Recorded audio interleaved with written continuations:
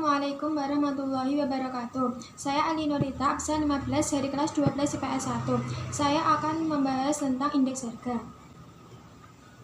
Pengertian indeks harga. Indeks harga merupakan suatu ukuran statistik untuk menyatakan perubahan-perubahan harga yang terjadi dari satu periode ke periode lainnya. Di Indonesia, indeks harga ditetapkan dari hasil pengumpulan data oleh Badan Pusat Statistik atau BPS. Macam-macam indeks harga. Macam-macam indeks harga ada 4, yaitu yang pertama indeks harga konsumen atau IHK, yang kedua indeks harga produsen atau IHP, yang ketiga indeks harga petani, dan yang keempat adalah indeks harga implisit. Yang pertama, indeks harga konsumen atau IHK. Sesuai dengan namanya, indeks harga konsumen melihat perubahan harga barang dan jasa yang dikonsumsi dari waktu ke waktu. Indeks harga konsumen diambil dari data 4 kelompok, yaitu kelompok makanan, perumahan, aneka barang, dan jasa. IHK ini digunakan oleh Badan Pusat Statistik sebagai indikator inflasi di Indonesia. Yang kedua adalah indeks harga produsen atau IHP. Indeks harga produsen atau disebut juga indeks harga perdagangan besar merupakan angka indeks yang menunjukkan perubahan pada harga pembelian barang oleh para pedagang besar. Berbeda dengan indeks harga konsumen yang ditetapkan dalam satuan kecil, indeks harga perdagangan besar ditetapkan dalam ukuran atau kuantitas borongan seperti hasil pertanian, hasil pertambangan, hasil industri, impor, dan ekspor. Data IHP ini dapat digunakan sebagai indikator dini untuk harga grosir maupun harga eceran. Penghitungan IHP juga dapat digunakan sebagai alat bantu dalam penyusunan neraca ekonomi, membantu distribusi barang, margin perdagangan, dan sebagainya.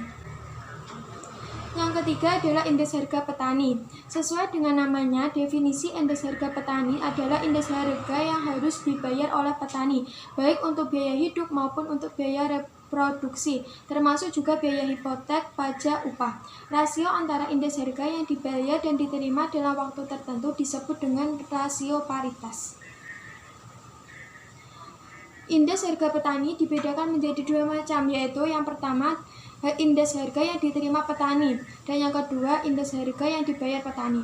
Yang pertama, indeks harga yang diterima petani, indeks yang mengukur rata-rata perubahan harga dalam suatu periode dari barang-barang yang dihasilkan oleh petani. Indeks harga ini kemudian akan digunakan untuk melihat fluktuasi harga barang yang dihasilkan petani. Pemerintah juga dapat menggunakan indeks harga ini dalam penghitungan pendapatan di sektor pertanian. Yang kedua, indeks harga yang dibayar petani. Indeks yang mengukur rata-rata perubahan harga dalam suatu periode dari barang atau jasa yang dikonsumsi oleh petani, baik biaya modal, biaya produksi, konsumsi rumah tangga, pajak, dan sebagainya. Indeks harga ini digunakan untuk melihat fluktuasi harga barang-barang yang dikonsumsi oleh petani. Pemerintah juga dapat menggunakan indeks harga ini untuk melihat fluktuasi harga barang-barang yang dibutuhkan petani untuk memproduksi hasil pertanian.